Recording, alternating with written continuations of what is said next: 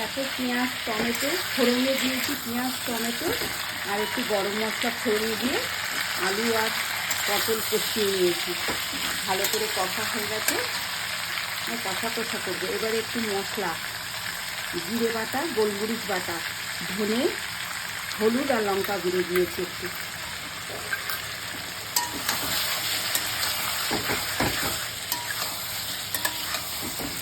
মশলাটা একটু ভিজিয়ে রেখেছিলাম, এটা কষা কষা করবো। হালকা একটু বাটি ধুয়ে জল দিয়ে দিই।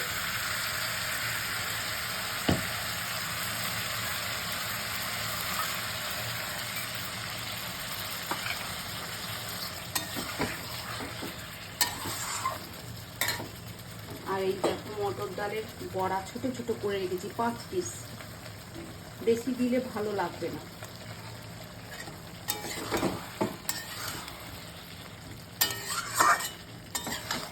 এরকমই কষা কষা থাকবে।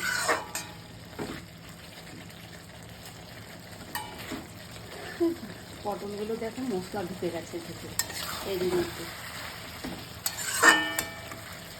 টমেটোগুলো দেখো গলে গেছে, একটু দেখতে পাওয়া যাচ্ছে না টমেটো। ওই পেঁয়াজ আর টমেটো ভেজে নিয়েছি একসঙ্গে।